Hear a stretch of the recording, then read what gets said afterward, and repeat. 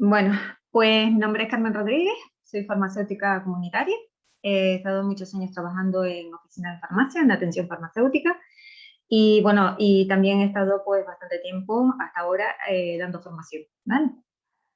Entonces, primero felicitarles por querer saber siempre un poco más de la enfermedad que les atañe, ¿no? Que en este caso es el síndrome de Klinefelter.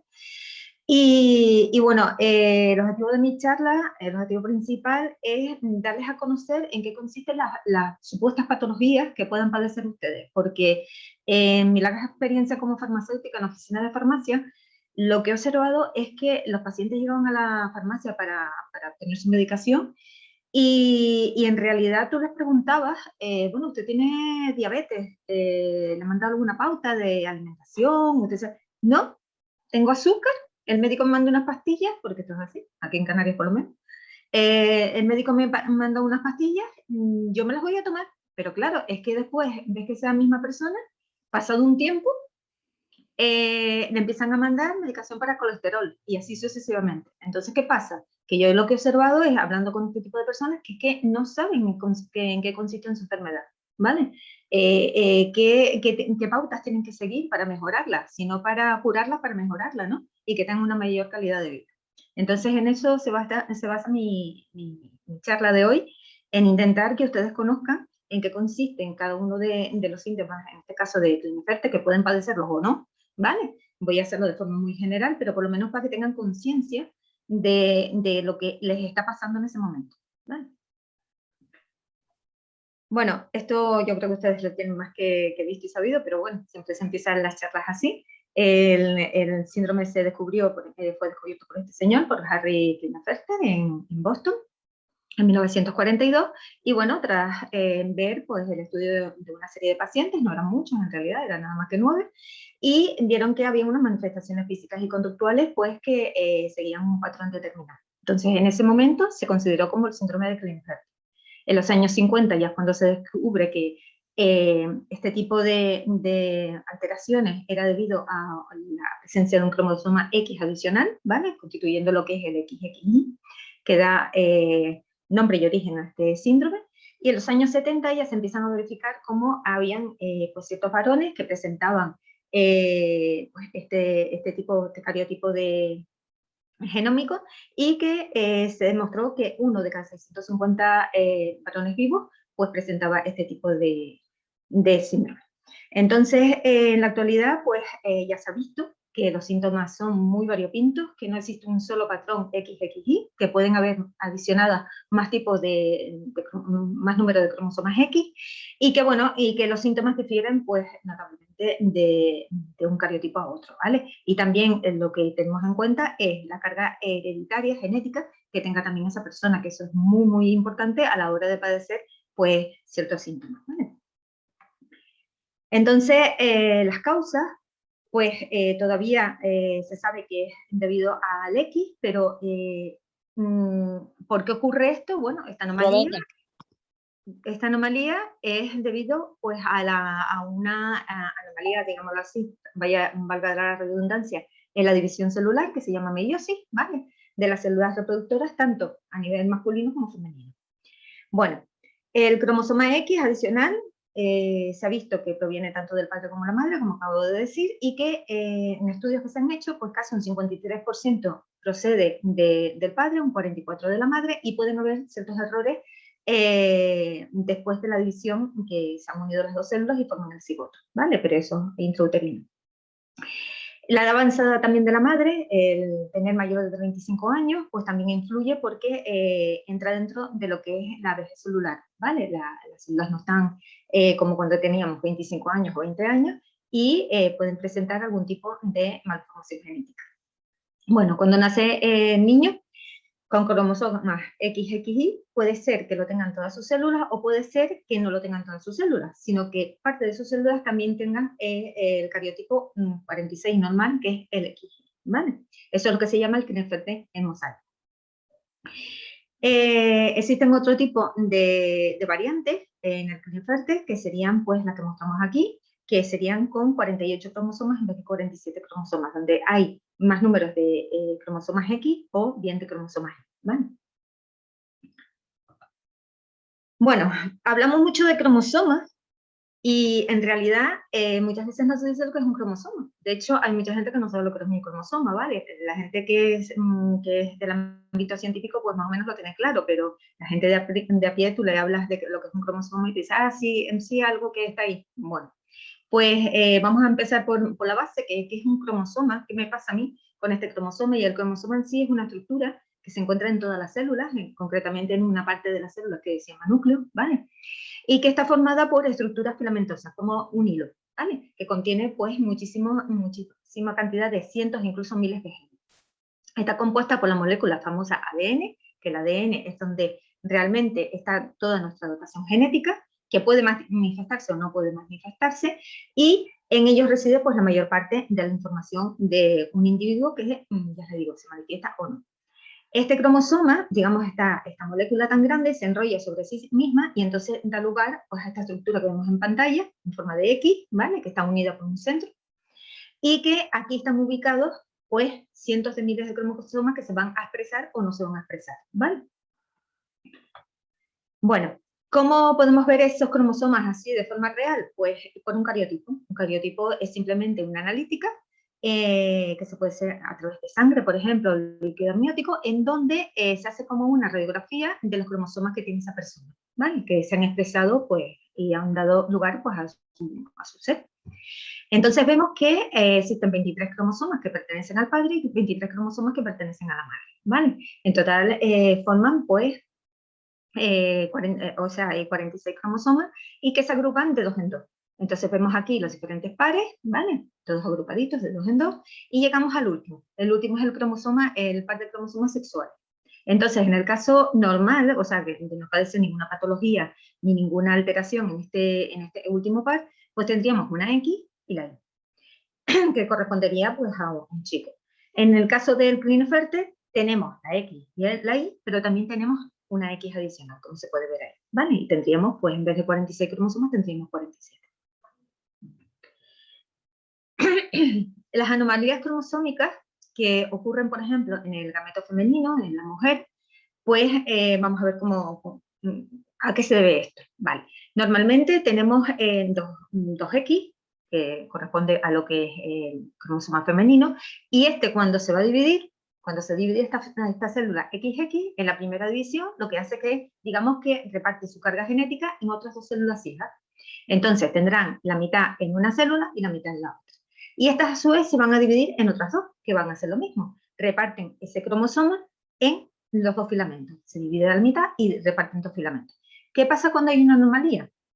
Vale, pueden haber varios tipos. La primera de ellas, tenemos la primera división, pero claro, ¿qué ocurre aquí? Que no hay división, del cromosoma, o sea, de la carga genética, sino que toda la misma carga genética va a una célula, ¿vale? Y después se produce la segunda división y vuelve a suceder lo mismo. La carga genética se divide esta vez en dos, pero tenemos un defecto. Tenemos células vacías y tenemos células con doble X.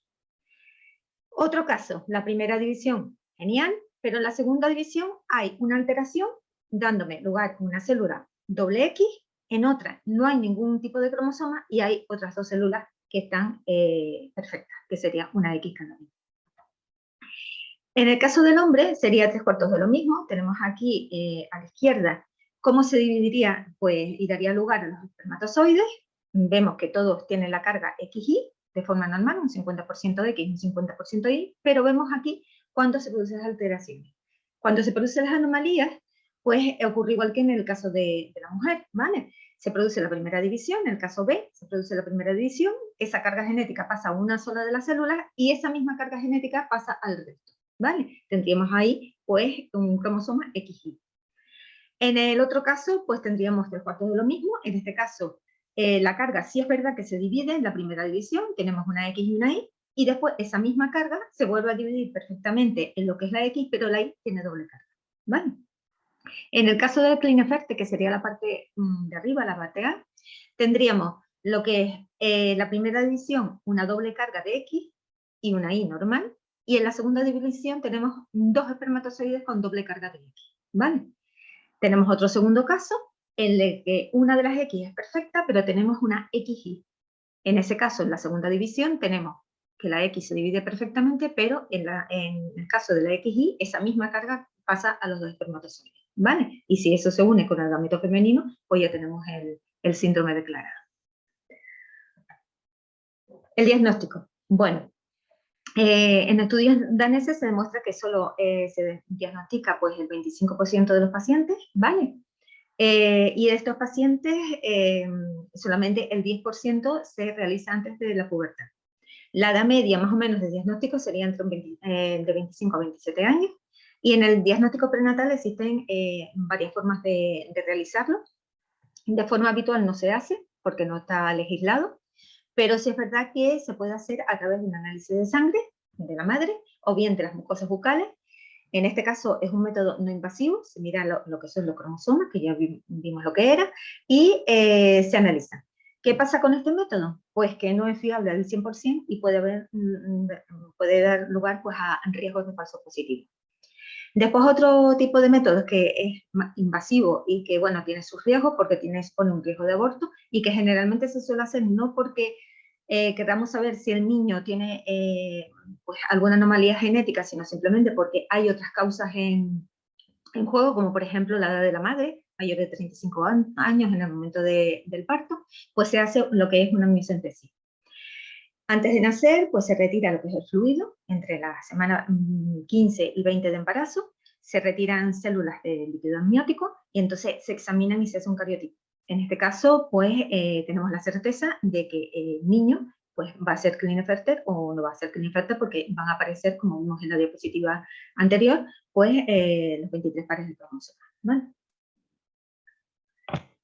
En cuanto al nacimiento, pues los bebés, si son prematuros, hay que decir también que está presente la criptoquidia, es decir, que muchas veces en bebés prematuros, varones, pues los testículos no descienden al escroto de forma inmediata, sino que lo hacen pasado un tiempo, pero sí es verdad que en bebés que son llevados a término de 9 meses, pues los bebés manifiestan una mayor frecuencia de criptoquidia, es decir, que uno o los dos testículos no han descendido a lo que es el escroto. Si se presentan estos síntomas, o también se presenta, por ejemplo, otros síntomas como es debilidad muscular y menor fuerza, la talla y el peso, aunque no es determinante, es menor, el perímetro cefálico también es ligeramente menor, pues lógicamente si se presentan todos los síntomas, estamos ante un caso de posible Klinefelter, ¿vale? Entonces, ¿que esto no se manifiesta? Pues nada, el niño sino, o sea, el niño se trata de forma normal, o sea, como cualquier otro bebé, no hay que tener pautas especiales, sino controlar lo que es el peso y el crecimiento del niño. Si estos síntomas se presentan, pues entonces hay que hacer un seguimiento médico. Entre los 3 y 6 meses hay que hacer un ecocardiograma, para detectar posibles anomalías congénitas del corazón. No se hace antes porque existe cierta inmadurez en lo que es el corazón del niño, y entonces a medida que va avanzando en edad, pues lógicamente pues va madurando. Se hacen estudios analíticos, hormonales también, para detectar las concentraciones de hormonas que tiene, y también se hacen monitorización de testosterona, y a eso previo estudio, y también el cariotipo, lógicamente. En cuanto a la infancia y adolescencia, pues se detecta el Klinefelter sobre todo en las dificultades lingüísticas y sociales, ¿vale?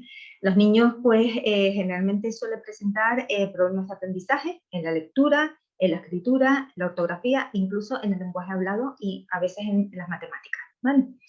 Pueden también, en cuanto a físicamente, los rasgos físicos pueden ser altos y delgados, aunque esto no es un estereotipo que se tenga que cumplir en todo. Incluso pueden superar la talla en 5 centímetros, aunque a veces hay niños que tienen talla normal, o sea que esto no se aplica a todo el mundo. La conducta social, pues a lo mejor tímidos, con dificultades para expresar sus sentimientos, debido también pues, a problemas del lenguaje. Y también el ojo con la obesidad, porque a veces decimos que la obesidad es típica de Klinefelter y está asociada a la testosterona. No, vamos a ver. En cuanto a la obesidad, tenemos que mirar el tipo de vida y de alimentación que lleva ese niño, ¿vale? Si hace ejercicio físico, si la alimentación es adecuada, si come muchos dulces, si tiene muchas horas delante de la pantalla o delante de la tablet, ¿vale? Tenemos que mirar lo que es digamos, los hábitos de vida saludable de ese niño. En cuanto a la adolescencia, pues la estatura suele ser alta, el cuerpo medio musculado, menos musculado, pero eso depende muchísimo de la concentración también de testosterona que tenga. Bueno, hay otros síntomas como caderas anchas, más o menos lo que ustedes más o menos conocen.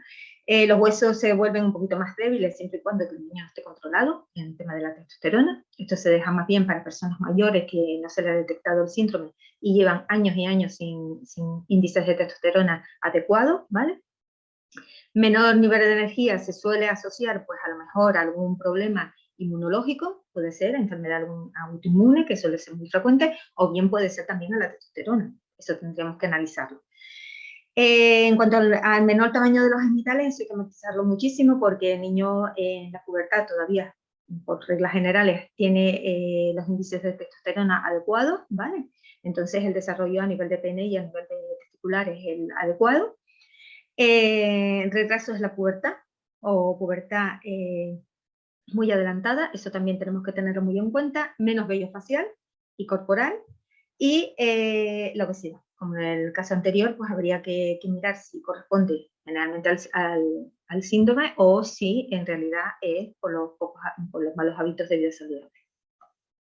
En cuanto al problema lingüístico, pues digamos que la etapa primordial es la prelingüística, ¿vale? Los niños en la primera infancia, de 0 a 5 años, es muchísimo más fácil corregirle todo este tipo de dificultades que cuando ya empiezan la primaria. En la primaria también se puede corregir, pero cuesta un poquito más, ¿vale?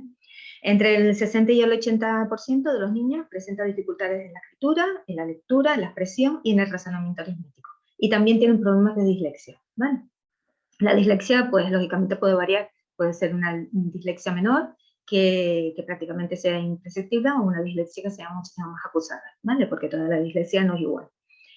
Hay que tener especial cuidado a los 2 años. A los 2 años, las madres y los padres tenemos que observar si hay una disfunción del neurodesarrollo, es decir, que comienzan a hablar muy tarde, a partir de los 18 o 24 meses. Generalmente los niños suelen hablar en torno a los 12 meses, empiezan a decir sus primeras palabras, aunque sí es verdad que los niños tardan más que las niñas somos un poquito más espabiladas en ese sentido, pero vamos, si ya con 24 meses no dice palabra, pues ya bastante preocupante. Afecta también a la fluidez verbal, recuperación de palabras, se le repiten palabras y no son capaces de repetirlas, manejo de estructuras complejas también, de formar pues ciertas frases o varias palabras, y después el retraso psicomotor.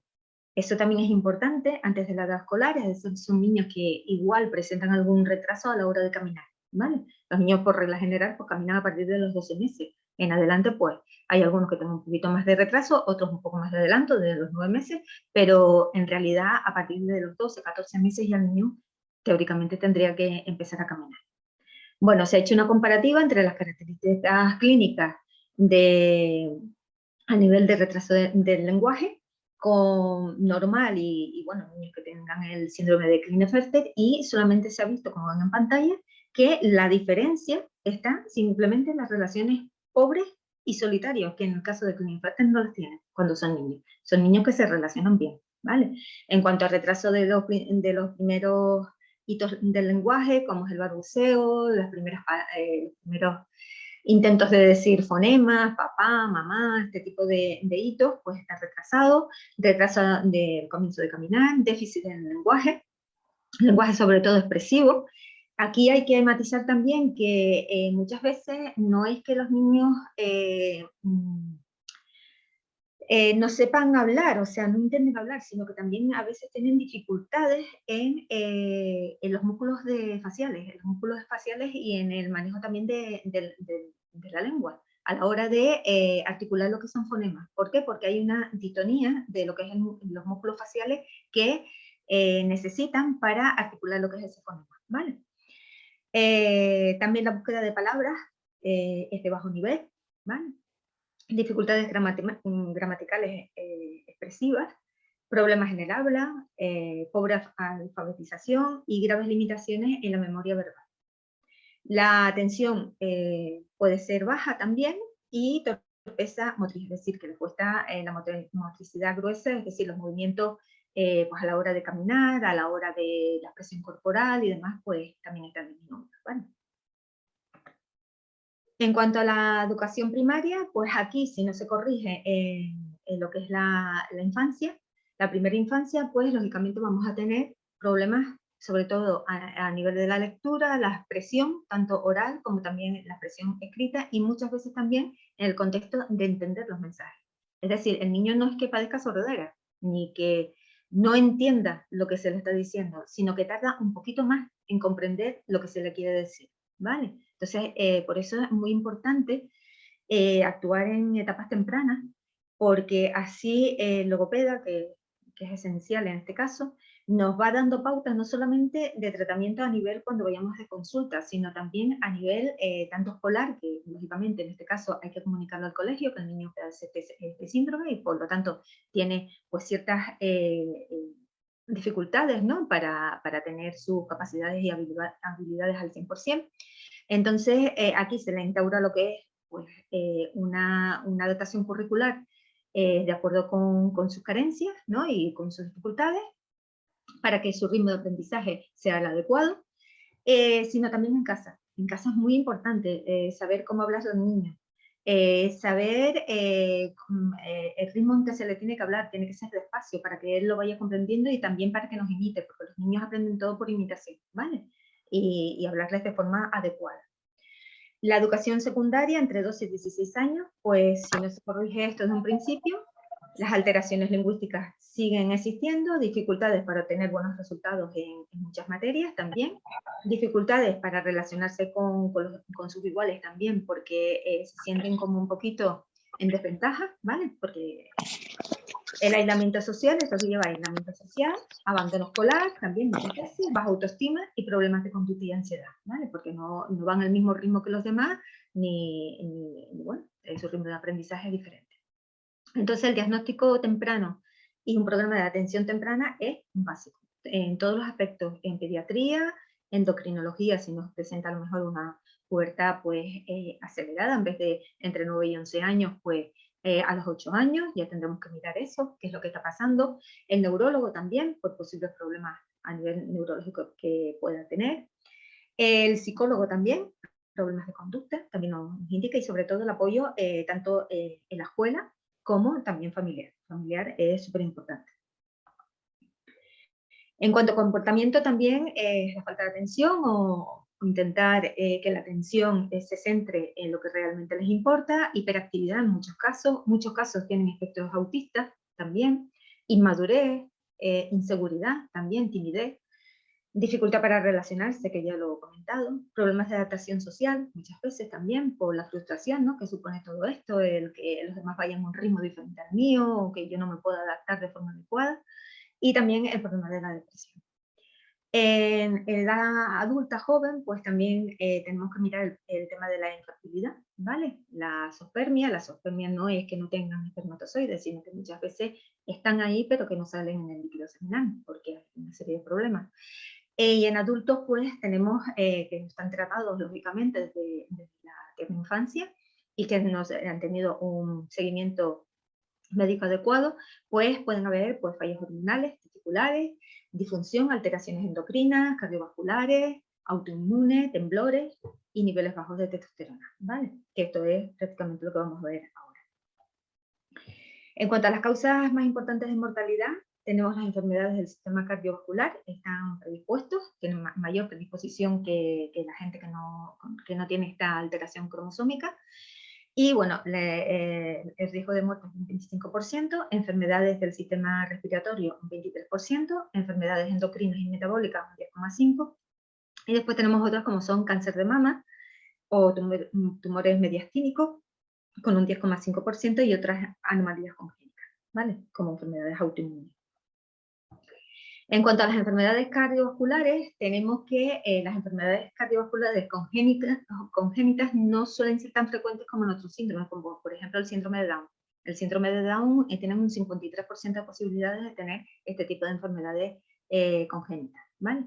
Aquí también se suelen dar de vez en cuando, no siempre, y bueno, entre ellas son poco frecuentes, pero existen estas que se han detectado y se han puesto en bibliografía, que sería la tetralogía de Fallot, que es una tetralogía que son 4 síntomas a nivel cardíaco, implican pues que la pared que divide a los ventrículos, que es la parte inferior del corazón, pues hay ciertas anomalías en esta pared.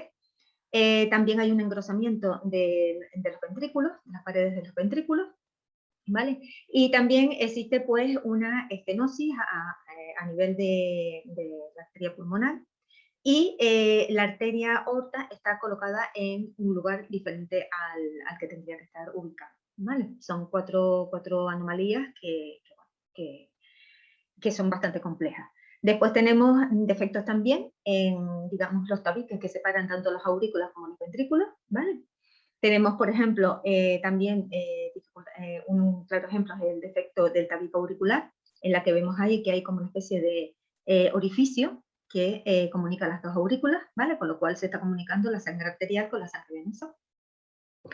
Después tenemos otro que es la anomalía de Einstein. La anomalía de Einstein significa que una de las válvulas que hace pasar la sangre desde la aurícula hasta los ventrículos, digamos que está colocada en un sitio poco usual, y aparte de eso tiene malformaciones. Con lo cual, en vez de pasar de forma normal la sangre desde la aurícula hacia el ventrículo, digamos que hay un retroceso de esa sangre hacia otra vez hacia la aurícula.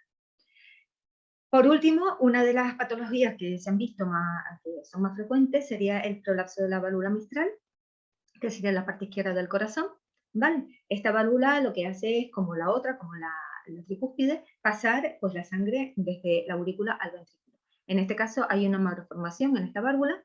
Esta válvula tiene sus dos componentes que la cierran, las dos aletitas, digámoslo así, que la cierran en forma de paracaídas, están abombadas, con lo cual hay una dificultad para pasar la sangre desde la aurícula al ventrículo, haciendo que la sangre rebote y se encuentre siempre hacia la aurícula, o sea, rebote hacia arriba. Esta tiene numerosos síntomas, como son latidos del corazón pues, bastante dispares, formando lo que es la arritmia, mareo o aturdimiento, dificultades respiratorias, incluso cuando se está acostado, fatiga, y ojo con la pérdida de conocimiento sin causa aparente, sin una bajada de glucosa, por ejemplo, una bajada de tensión, sin una causa que lo justifique, sobre todo en los niños cuando hacen deporte. Si hay una pérdida de conocimiento y se han analizado todas las posibles causas de esa pérdida de conocimiento y están correctas, pues tendremos que hacer un ecocardiograma para detectar este tipo de alteraciones, ¿vale? Otro tipo de alteraciones cardiovasculares sería a nivel del sistema nervioso, ya a nivel de venas y arterias, con las úlceras. Las úlceras, sobre todo en las extremidades, suelen haber pues, necrosis y ulceraciones, y sobre todo se han detectado pues, en varones que presentan el cromatograma 47XX. En cuanto a la hipertensión arterial, es muy frecuente en este tipo de síndrome. La presión arterial, para que sepamos lo que es, que mucha gente oye hablar de presión arterial y no sabe exactamente lo que es, digamos que la sangre sale del corazón por el ventrículo izquierdo, ¿vale? Y digamos que derrama o vierte esa sangre hacia la arteria aorta. Entonces, lógicamente, ese volumen de sangre va a hacer presión en lo que son las paredes de la aorta, ¿vale? Y entonces esa presión que ejerce es lo que se denomina presión arterial, ¿vale? Entonces, digamos que la presión arterial no tiene que ser siempre igual para todo el mundo, puesto que esta varía si somos niños, si somos bebés, si somos adultos jóvenes o si somos adultos mayores, va variando a lo largo de la vida, ¿vale? Pero lo normal hoy en día, antiguamente se decía 12,8, hoy en día está aproximadamente en 14,9, ¿vale? Como norma normal, como algo normal. Tenemos que presión alta sería a partir de 13,9 hacia arriba. Tenemos el grado 1, que sería desde 14 pues, a 99, de máxima y de mínima. La hipertensión grado 2, cuando tenemos a partir pues de 16 en adelante de máxima y más de 9 de mínima, y después la hipertensión de tercer grado cuando ya tenemos valores súper altos, sobre 18, incluso 20, y de mínima tenemos más de 11, ¿vale? Bueno, aquí hay que destacar que existe una hipertensión, que es la hipertensión arterial oculta, que esto lo presenta un 15% de las personas que padecen este síndrome, que es curioso porque cuando van al médico tienen la tensión arterial perfecta, pero después cuando salen de la consulta y se coge la tensión de forma habitual cuando están en consulta y la tensión siempre la tienen alta, ¿vale? En estos casos tendría que haber una monitorización de esa tensión arterial. ¿Y cómo se hace esa monitorización? Pues lógicamente hablando con el cardiólogo, diciéndole lo que pasa, ¿vale? Y que nos ponga un aparatito, un holter, y entonces eso nos va midiendo la tensión arterial, lo tenemos 24 horas, nos va midiendo la tensión arterial a lo largo del día. Y entonces se hace un registro y se ve si realmente hay fluctuaciones en esta tensión o no, ¿vale? Otra cosa muy importante a la hora de coger la tensión arterial, si padecemos de ella, es cómo nos colocamos a la hora de cogerla de forma manual, ¿no? O sea, en casa. Bueno, lo primero es sentarse y esperar 5 minutos. No es sentarse y coger la tensión, esperar 5 minutos, no tener nada de ropa que nos aprisione, ¿vale? Ropa demasiado estrecha. Poner el brazo encima de la mesa, ¿vale? El tensiómetro tiene que estar dispuesto más o menos a la misma altura del corazón, que sería lo ideal. Lo ideal en los tensiómetros es de estos que son de brazo. Los de muñeca dan un poquito más de error, ¿vale? Porque según la altura donde pongamos la muñeca, si es a nivel del corazón no tanto, pero si la ponemos más abajo o más arriba, nos va a dar un margen de error.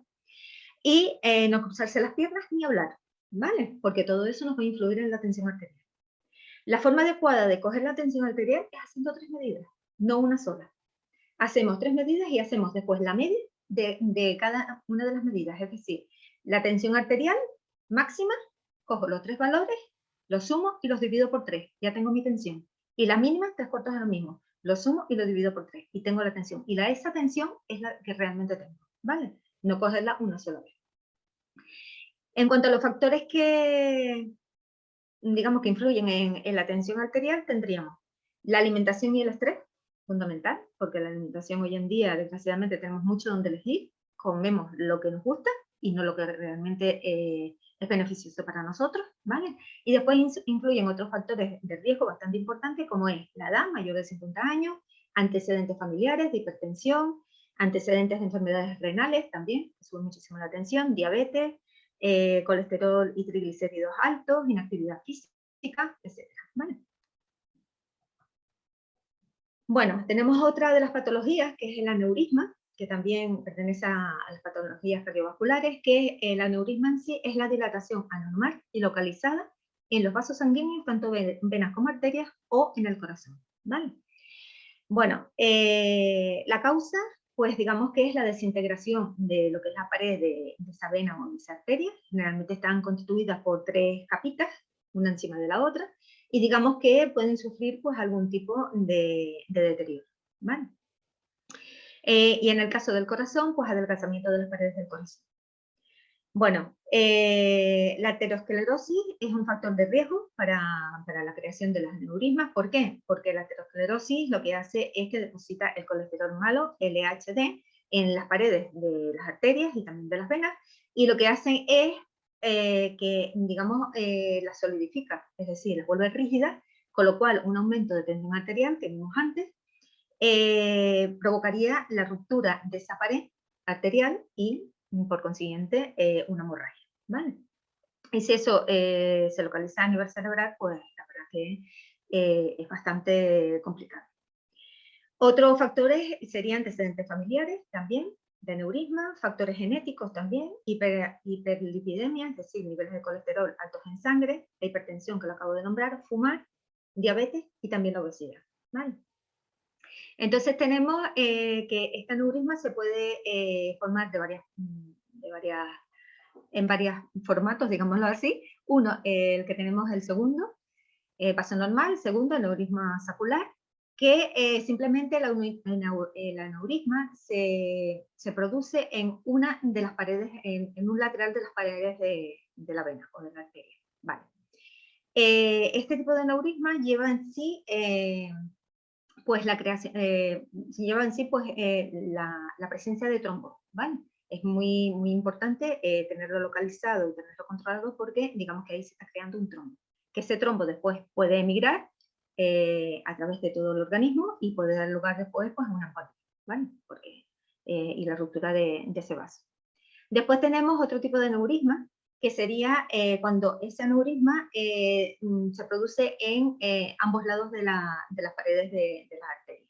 En ese caso, digamos que la extensión del aneurisma es enorme en comparación con el otro es muy pequeño, mientras que este puede coger pues, una buena porción de lo que es la arteria, ¿vale? Se forma como una especie de bolsa. Y después tenemos que distinguir también entre aneurisma verdadero y aneurisma falso o pseudoaneurisma. Vale, el pseudoaneurisma lo que hace es que existe una fisura en lo que es la arteria y por ahí se va entrando un poquito de sangre hasta formar lo que es un hematoma, ¿vale? Mientras que en el aneurisma verdadero lo que hace es que las capas que forman esta arteria, digamos que se van dividiendo, poquito a poco se van separando unas de la otra y ahí va entrando la sangre. Con lo cual hay una disección de esas capas y una extravasación de lo que es la sangre hacia esa zona. Eso se va hinchando, cada vez va teniendo más cantidad de sangre y entonces puede llegar hasta allá, ¿vale? Y formar lo que es una hemorragia. Los aneurismas se pueden dar, pues, ya les digo, en todas partes del cuerpo y sobre todo son bastante peligrosos si ocurren a nivel cerebral. Después tenemos lo que es el ictus, que el ictus es la ruptura o oclusión de un vaso sanguíneo, reduciendo lo que es el flujo de sangre que llega al cerebro. Bueno, se pueden dar en las arterias también y en las venas. Las arterias, pues lógicamente son las encargadas de llevar oxígeno y nutrientes al cerebro, ¿vale? Y a todas partes del cuerpo. Y las venas, pues, retornan lo que es la sangre al corazón. Entonces, tenemos dos tipos de ictus, el ictus isquémico, o infarto cerebral, también llamado, en el cual hay una obstrucción parcial de lo que es ese vaso, ¿vale? Entonces, lo que nos va a faltar en este caso sería más bien la presencia de oxígeno y nutrientes a nivel cerebral, que da inmovilización de la zona donde se ha localizado este ictus, en la parte del cuerpo determinada, pues sí, pero la recuperación es mucho más rápida, ¿vale?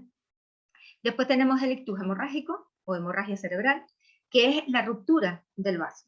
Esta ruptura del vaso lo que provoca, pues lógicamente es una hemorragia, y esa hemorragia, según las dimensiones que tenga, pues una compresión de lo que son las estructuras del sistema nervioso central, ¿vale? La recuperación es muchísimo más lenta y, bueno, digamos que hay casos en que la persona se queda pues, muy afectada. En cuanto a los factores que dan lugar al ictus, pues serían factores genéticos, de venir de familias que le haya pasado pues, este tipo de problemas, el colesterol también, el colesterol alto, la diabetes, la hipertensión arterial, la obesidad y también el consumo de tabacos y de alcohol, ¿vale? Aquí vemos una tabla, esta tabla se llama la tabla de Scott, en la que hay una relación entre, tanto para hombres como para mujeres, nos vamos a centrar en lo que son varones, entre las concentraciones de colesterol alto, la edad que tenga esa persona y si es fumador o no fumador, para que vean la influencia que tiene pues, el consumo de tabaco en este tipo de problemas. Por ejemplo, nos vamos a la segunda columna de la derecha, pongamos que tenemos un colesterol de 300 miligramos de decilitro, que es bastante alto para una persona que tenga 55 años, por ejemplo. Entonces, subimos por la fila hacia arriba y llegamos a tener para 55 años, pues tenemos fumador, pues tenemos aproximadamente un riesgo de padecer enfermedades cardiovasculares con riesgo de muerte en 10 años de 12. Y ese 12 corresponde a tener más de un 15% de posibilidades de que surja este tipo de enfermedad. Si esto mismo lo hacemos en una persona que no fuma, vemos que el riesgo se reduce entre un 5 y un 6% de padecer una enfermedad dentro de 10 años que le provoque lo que es la muerte, enfermedad cardiovascular, ¿vale? Bueno, pasamos a la diabetes mellitus tipo 2, que generalmente suele ser la más frecuente. Se produce a partir de los 40 años de forma habitual, pero bueno, en este síndrome puede aparecer antes. Y digamos que hay una prediabetes. La prediabetes es cuando hay una resistencia a la insulina, ¿vale? Hasta que después ya pasa a ser diabetes. ¿Qué pasa aquí? Bueno, pues en la diabetes tipo 2, las células que producen la insulina, que es la encargada de introducir lo que es la glucosa en el resto de las células de todos los tejidos, digamos que está defectuosa, o sea, producen una insulina totalmente defectuosa. La insulina actúa en las células como si fuera una llave y la cerradura. La insulina coge la glucosa, tiene una forma determinada, se va a unir en una zona determinada también de la célula y tiene que encajar perfectamente para poder soltar lo que es la glucosa dentro de la célula y que la célula la pueda aprovechar. ¿Qué pasa con la insulina defectuosa? Que cambia su conformación, es decir, ya no encaja lo que es la forma de la célula con la forma de la insulina. Y en este caso, ella intenta introducir esa glucosa dentro de la célula, pero no hay forma de que encaje. Entonces, lógicamente, la célula necesita nutrirse. Nuestra principal fuente de nutrientes y de energía son los hidratos de carbono. Y, lógicamente, nuestro cerebro lo que va a registrar es no hemos comido, aquí nadie ha comido, necesitamos más glucosa, con lo cual tenemos que comer. No está la señal de hay suficiente glucosa, ya todos los tejidos están nutridos y tenemos que parar de comer, porque ya tenemos suficiente. No, no se registra eso a nivel cerebral. Entonces, aparecen los 3 síntomas de la diabetes, que estamos comiendo continuamente, con lo cual estamos ingiriendo más cantidad de glucosa. El cuerpo detecta que en la sangre hay demasiada cantidad de glucosa. ¿Cómo la disolvemos? Bebiendo agua. De hecho, un ejemplo patente es cuando nos comemos un postre. Generalmente cuando comemos postre, automáticamente luego tomamos agua detrás. ¿Por qué? Porque el organismo detecta que hay demasiada cantidad de glucosa en sangre. Tomamos el agua, aumentamos el volumen de líquidos corporales y, lógicamente, ese volumen de líquido corporal tenemos que eliminarlo, porque si no la tensión se nos dispara. ¿Cómo lo eliminamos? Pues yendo a orinar de forma frecuente, ¿vale? Y no solamente eliminamos agua, sino también tenemos que eliminar la glucosa de alguna forma. ¿Y cómo lo hacemos? A través del riñón, dañando las funciones renales, ¿vale? Porque por el riñón nunca secreta glucosa, salvo en estos casos. Vale, pues dicho esto, vemos que la insulina pierde entonces varias funciones, no controla los niveles de glucosa en sangre, lleva la glucosa a las células musculares, pues no lleva la glucosa a las células musculares, que es su principal fuente de alimentación, ¿vale? No evita que se produzca la glucosa en el hígado, es decir, que esa glucosa de más que tenemos, cuando tomamos demasiado azúcar y nuestra dieta es muy rica en hidratos de carbono, una vez saciada lo que es las necesidades de glucosa en el cuerpo, el resto se convierte en grasa, ¿vale? Se deposita en grasa en diferentes tejidos. Y uno de los tejidos donde se deposita es en el tejido del hígado, dando lugar a lo que se llama hígado graso, ¿vale? Bueno, existen también otros síntomas en los que podemos adivinar que hay posibilidades de que una persona padezca diabetes, o sea, candidata a ella, que es el perímetro abdominal. En aquellas personas que tienen un perímetro abdominal, sobre todo en hombres mayor de 100, lo que es la barriga alrededor, pues generalmente suelen presentar resistencia a la insulina. Y si presentan resistencia a la insulina, lógicamente tienen todas las papeletas para ser candidatos a diabetes, ¿vale? Otras patologías también derivadas de esta acumulación de ácido graso por exceso de glucosa puede ser pues estenosis hepática, es decir, que las arterias que van hacia el hígado, digamos que se obstruyan, obesidad central también y grasa en los músculos. Otras alteraciones que puede producir la diabetes, si la tenemos ya declarada, pues hay que controlarla, tanto a nivel de fármacos como también a nivel de dieta y ejercicio físico, porque nos pueden provocar retinopatía diabética, con lo cual es la primera causa de ceguera en adultos en España y a nivel mundial. Nefropatías diabéticas, digamos que se produce la insuficiencia renal por eso, porque no está controlada la glucosa se tiene que eliminar por alguna parte y la vía más rápida de eliminación es a través del riñón, ¿vale? Dañando las funciones de este. Neuropatía diabética también, que es la primera causa de amputación de las extremidades, es decir, la sangre no llega de forma adecuada a las zonas más periféricas del cuerpo, ¿vale? Y entonces también lo que tiene la glucosa es que tiene un efecto inflamatorio a nivel general en el cuerpo. El comer mucho azúcar o hidratos de carbono de absorción muy rápida, como puede ser la sacarosa, que es el azúcar normal, de forma muy habitual y en grandes cantidades en una dieta, pues supone lo que es una inflamación a nivel general, ¿vale? El ictus también está presente, enfermedades cardiovasculares también, y después en vasculopatías periféricas, dando lugar, pues eso, al famoso pie diabético, pie que si se produce algún tipo de corte en él, o incluso algún tipo de rozamiento con el zapato, pues crea una herida, y esa herida tarda muchísimo tiempo en cicatrizar, si es que cicatriza, y no empeora, ¿vale? Por eso, cuando se tiene este tipo de problemas, pues hay que también tener en cuenta a la hora, por ejemplo, de comprarnos los zapatos, que parece una tontería, el comprarnos un número más para que las uñas no rocen contra la punta del zapato, y siempre hacerlo por la tarde, comprar los zapatos por la tarde. ¿Por qué? Porque así el pie está hinchado y entonces a la hora de ponértelos por la mañana no te va a molestar en ninguna parte, ¿vale? O sea, lo que evitamos es en sí lo que es el roce de la piel con el zapato para evitar este tipo de daño. Después tenemos el aumento de colesterol, LDL, ¿vale? El colesterol no es que sea malo, es una sustancia grasa que se encuentra de forma natural en todas las células del organismo y es indispensable para nuestro cuerpo. Lo que no es indispensable es tener mucha cantidad de grasa saturada, ¿vale? Que no necesitamos. Entonces, el tipo de colesterol, siempre las analíticas nos dicen, no, tienes el colesterol bueno, el colesterol malo, ¿vale? ¿Qué es eso? El HDL, que es lo que se llama el colesterol bueno, su función principal es devolver el colesterol que ha sobrado de haberlo usado los tejidos, ha sobrado una cantidad determinada, y lo devuelve al hígado. Y el hígado es el que se encarga de eliminar ese colesterol por las bilis, ¿vale? Y el LDL lo que hace es que transporta el colesterol hacia los tejidos, ¿vale?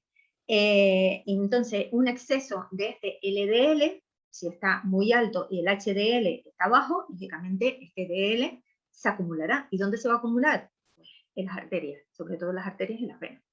En el caso de las arterias, forma la aterosclerosis, que ya lo dijimos antes, que es el acúmulo de este colesterol en las paredes arteriales, con lo cual estrecha lo que es el camino de la sangre para ir a todas partes, ¿no? La carretera se hace más estrechita, como digámoslo así.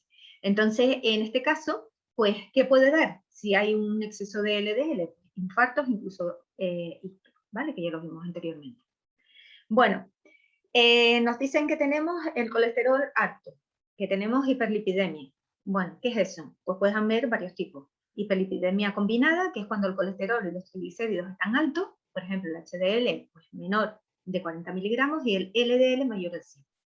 Las causas pueden ser genéticas. Muchas veces tenemos un fallo en eliminar el LDL y es genético, ¿vale? Hay muchas familias que arrastran un colesterol siempre alto y es debido a esto, que no son capaces de eliminar lo que es ese colesterol.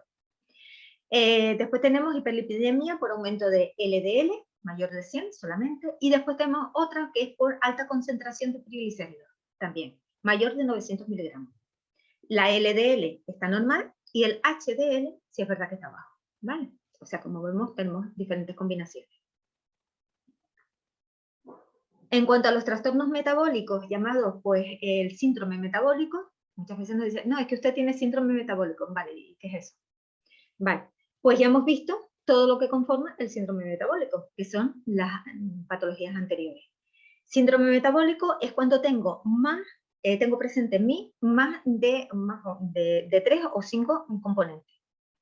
¿Cuáles son? Obesidad abdominal, ya dijimos, que era uno de los factores predominantes, triglicéridos altos, el HDL que estuviese bajo, la presión arterial que esté elevada, alteraciones en la regulación de la glucosa también, y si tenemos alguno de estos tres de estos, o si tenemos los 5, pues ya tenemos todas las papeletas de un síndrome metabólico declarado, ¿vale?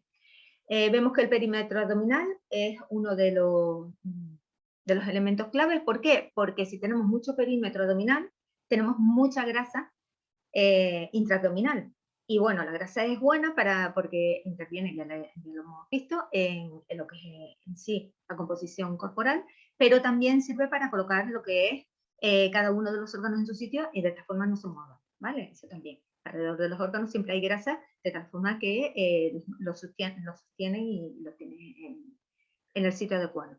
Pero claro, el resto de grasa abdominal, ¿qué va a pasar con ello? Pues el resto de grasa abdominal, lo que va a pasar es que van a producir una serie de sustancias que se llaman adipoquinas, y estas adipoquinas lo que tienen son sustancias inflamatorias, producen inflamación y cuadros de trombosis, posibles trombosis a nivel orgánico, ¿vale? También producen un aumento de HDL, perdón, de LDL y también de triglicéridos, y resistencia a la insulina. Como ven, la obesidad en sí es un factor de riesgo muy importante porque ya nos predispone a mantener todas las patologías que acabamos de decir. Bueno, otro de las causas de supuestamente muerte del hombre que posee Klinefelter es el cáncer de mama. El cáncer de mama, la etiología no está muy clara, es decir, las causas, pero sí es verdad que se ha visto una relación entre los estrógenos y la testosterona. Por eso no es muy bueno tener la testosterona demasiado alta, sino en niveles adecuados. Para eso están los endocrinos y lo controlan, porque todo lo que nos sobre de testosterona se va a convertir en estrógeno, ¿vale? Y sí es verdad que en mujeres se ha visto que el cáncer de mama está relacionada con las alteraciones de los estrógenos, ¿vale? Entonces, la relación entre estrógenos y testosterona no debe ser superior pues, a 10. También otros problemas como la obesidad, inactividad física, pueden también contribuir pues, a lo que son todas estas patologías, ¿vale? Otros factores que influyen, pues los genéticos, ¿vale? La herencia, tener pues, familiares que han sufrido de cáncer de mama, pues también puede influir. La obesidad, que ya lo dijimos, el sedentarismo, la alimentación poco saludable, el alcohol, el tabaco y las drogas. En cuanto a los síntomas más comunes, aunque hay que descartarlos, que estén pertenecientes a esto y no tengan otra patología, serían pues un bulto o inflamación en la mama, piel de la mama pues un poco escamosa, irritación o hundimiento también del tejido de la mama, secreción por el pezón o hundimiento también del pezón o dolor en la zona, ¿vale? Entonces tendríamos que hacer pues una ecografía y unas analíticas para descartar pues posibles problemas tumorales en lo que es la mama. En cuanto a otros tumores, como el mediastínico, los tumores mediastínicos pues, son masas neoplásicas que se forman pues, en el mediastino, en la zona superior del tronco, y en la zona del tórax concretamente, y son tumores que en principio son benignos, ¿vale? Pero muchos de ellos segregan hormonas. Entonces, este tipo de tumores hace que en muchos pacientes pues, la pubertad se adelante, ¿vale? En vez de ser en una edad adecuada, pues lo que hacen es que son unos años antes, en este caso, pues sí es verdad que tendríamos que estar sobre aviso, informar, lógicamente, bueno, el pediatra se daría cuenta e informar también a los endocrinos y hacer pues una placa de tórax para descartar. También otros síntomas serían dificultades respiratorias y, bueno, como he dicho, pues pubertad antes de los 10 años. Esto suele darse más en niños que en mayores, y en mayores lo que sí es verdad que es frecuente son los tromboembolismos pulmonares, que suelen ser una de las causas también de muerte. Bueno, otra de las patologías es el taurodontismo. El taurodontismo, como podemos ver en la imagen, tenemos lo que es el diente normal, y consiste en que en la zona central del diente, donde se encuentra la pulpa y donde digamos, se nutre el diente, donde están los nervios y demás, pues cada vez se va haciendo mucho más grande, en detrimento de lo que son las raíces del diente. Entonces, como vemos en la última imagen, prácticamente se pierde lo que es la raíz del diente, que lo sujeta en la encía, sino que queda prácticamente plano, o sea, es casi cuadrado el diente. ¿Esto qué supone? Pues que el día de mañana hay una pérdida de piezas dentales, ¿vale? Por eso hay que tratarlo de forma, digamos, rápida. Y a partir de los 6 años, pues empiezan las primeras revisiones en el dentista, y esto se tiene que ver no solamente pues mirando los dientes de forma normal, sino a través de una radiografía, ¿vale? Donde se vean lo que es la inserción del diente en la encía y descartar pues, este tipo de malformaciones.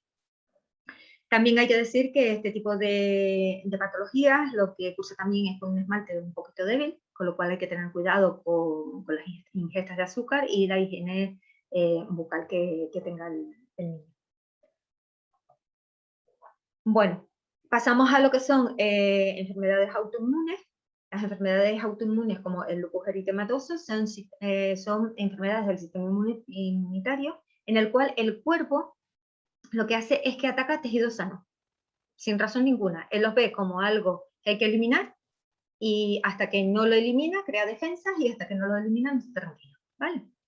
Esto sí es común, por ejemplo, este tipo de enfermedades de enfermedades en los trasplantados, por eso se le pone inmunosupresores, porque el organismo detecta, por ejemplo, que el riñón no es mío y como algo extraño, lógicamente va por él. O sea, el sistema inmunitario hay que tenerlo a raya porque las defensas terminan con los riñones, ¿vale?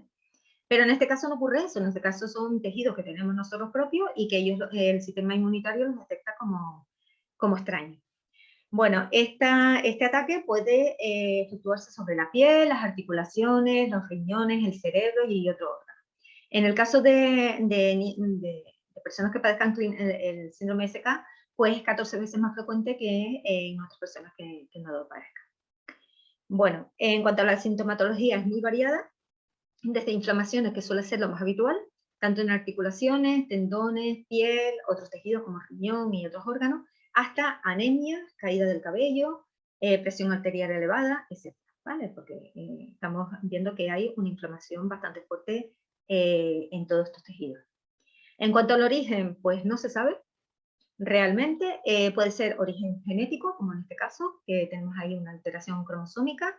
El estrés también es otro de los factores que influyen muchísimo. Ambientales, como por ejemplo la luz solar. Hay gente que se expone a la luz solar e inmediatamente le aparece lo que es el lupus eritematoso. O infecciones víricas o de otro tipo que hay en el organismo. En cuanto a las zonas más frecuentes en que aparezca este tipo de lupus, sería la que está en rojito en la pantalla, sería las zonas de la cara, sobre todo lo que son las mejillas y la nariz, ¿vale? La zona de la frente también las puede coger. Otras que son más o menos frecuentes, la zona del cuello y también en la zona de los brazos y el pecho, digo, en la zona del cuello más bien, en la clavícula. Y después las menos frecuentes, pues sería el resto del cuerpo. Otra de las alteraciones también inmunológicas es la artritis reumatoide. La artritis reumatoide es un trastorno inflamatorio, también autoinmune, que esta vez ataca lo que son las articulaciones. Sobre todo lo que son el revestimiento de las articulaciones y causan pues una hinchazón muy dolorosa, terminando ya por la erosión ósea, es decir, por erosionar lo que es el hueso. Las manos se deforman y las articulaciones pues digamos que no son móviles, cuesta muchísimo coger las cosas, incluso llegan a estar tan rígidas que es imposible. En cuanto a la disminución de la testosterona, digamos que el ciclo normal es que el hipotálamo le mande pues unas señales a la hipófisis, que es otra zona, una glándula que se encuentra en la zona del cerebro, y esta misma segrega lo que son dos tipos de hormonas, la LH y FSH, que van a incidir en dos tipos de células determinadas para formar lo que son la testosterona y también que se forman de manera correcta lo que son los espermatozoides. La LH lo que hace es que estimula la producción de testosterona en la célula de Leydig y la FSH estimula lo que es la secreción de otras sustancias como la inhibina, sustancias nutritivas y la HBP que va a actuar sobre la formación de los espermatozoides. Bueno, en cuanto al fallo intrínseco, puede ser fallos en los sitios de unión de estas hormonas, igual que la insulina no entraba en las células, pues estas hormonas no se acoplan a lo que son estas células determinadas, tanto la LH como la FSH, desarrollo defectuoso también de los tubos seminíferos, ¿vale? Donde se reproducen los espermatozoides, o presencia también de criptorquidia, con lo cual hay ya un daño testicular a nivel fisiológico. Bueno, en cuanto a los efectos en los tejidos óseos por parte de la testosterona es muy importante porque se ha visto que esta testosterona y sus metabolitos, como son los estradiol y DHT, provocan pues una disminución del pico óptimo de masa ósea, si no están presentes.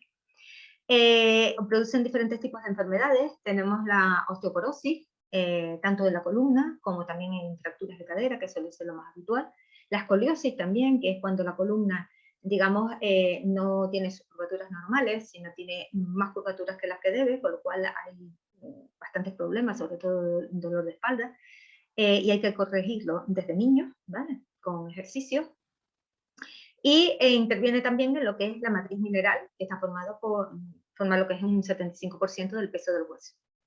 La matriz mineral está formada por diferentes minerales, entre los que destacan el calcio y el fósforo, y este calcio y el fósforo, digamos que no están fijos en lo que es el hueso, sino que están constantemente en intercambio, porque el hueso, aunque lo veamos así, tal cual está ahí, que parece una cosa inerte, es un tejido, y este tejido está irrigado por arterias, por venas, y tiene sus funciones nutritivas y necesidades de oxígeno como cualquier otro tipo de tejido, ¿vale?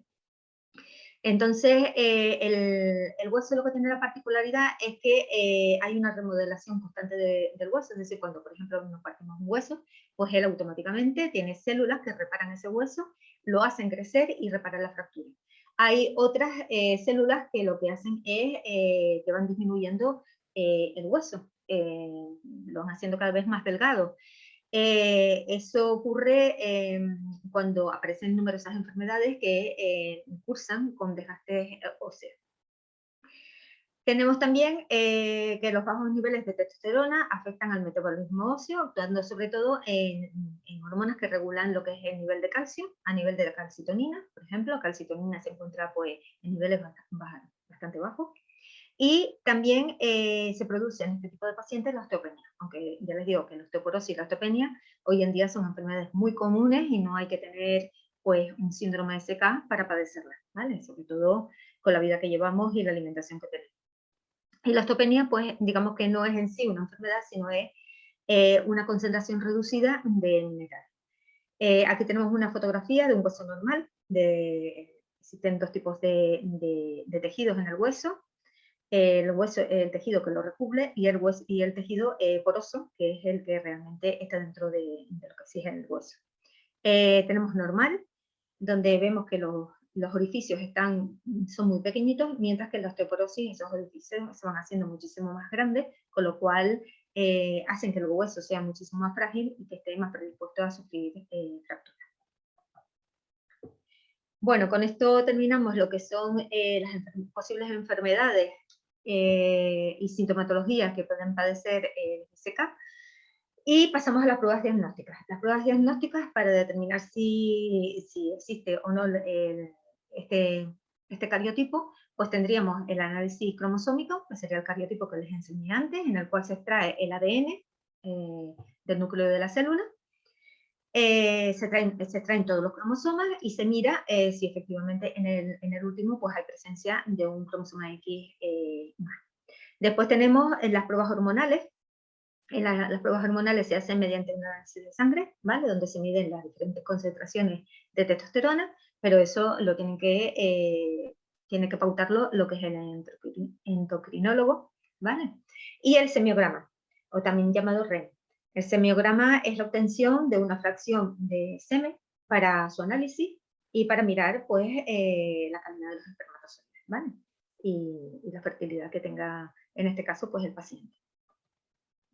En cuanto a las técnicas de reproducción, tenemos que para en los casos en que haya problemas de infertilidad masculina o que haya un poco la probabilidad de tener espermatozoides viables, pues tenemos la inyección intracitoplasmática de espermatozoides, que lo que consiste es bajo el microscopio, pues una vez que se ha obtenido el óvulo de la madre, pues mediante una inyección citoplasmática, es decir, mediante una aguja, se introduce ese espermatozoide viable dentro de lo que es el óvulo y después ya se incuba para obtener lo que es el cigoto, el embrión, y a implantarse en el útero de la madre.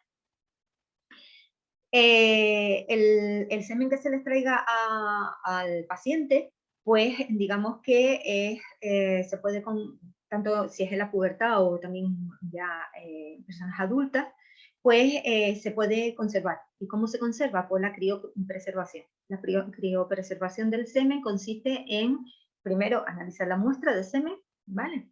Añadirle unos crioprotectores para que esas células sean viables y después se congelan a menos 196 grados. ¿Vale? Y después este semen pues sirve ya después para hacer pues una inseminación artificial, normal, clásica, o también la inyección citoplasmática que acabamos de ver. ¿Vale? En cuanto a la viabilidad de estos espermatozoides, pues en muchas clínicas de fertilidad y en muchos estudios se han visto de espermatozoides que están congelados desde hace 25 años y son viables después para la fecundación, o sea que no pierden su capacidad de fecundar y su viabilidad. ¿Vale? Después tenemos para extraer lo que son los espermatozoides cuando no salen, la cantidad es escasa y es en el caso que nos ocupa, en el síndrome de SK, pues la biopsia testicular abierta, ¿vale? Esto consigue en realizar pues una biopsia abierta o tesis, que se llama, y recuperar los espermatozoides que se encuentran en esta zona.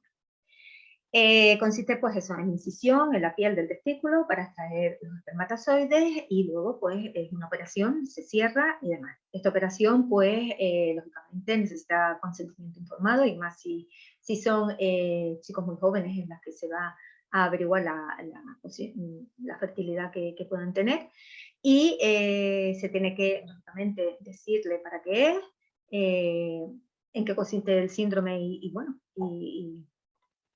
y bueno, el estudio de la viabilidad, si está de acuerdo o no está de acuerdo. ¿Vale? El índice de fecundación, extrayendo los espermatozoides de esta forma, suele ser más o menos entre 0 y 45%, dependiendo de la calidad de los espermatozoides, si son viables o no son viables. ¿Vale? Después tenemos la fecundación in vitro convencional. En la fecundación in vitro convencional se diferencia de la inyección citoplasmática en que es un poco más compleja. ¿Por qué? Porque hay una estimulación ovárica, que eso no se descarta en la citoplasmática, porque hay que estimular los ovarios para sacar los óvulos.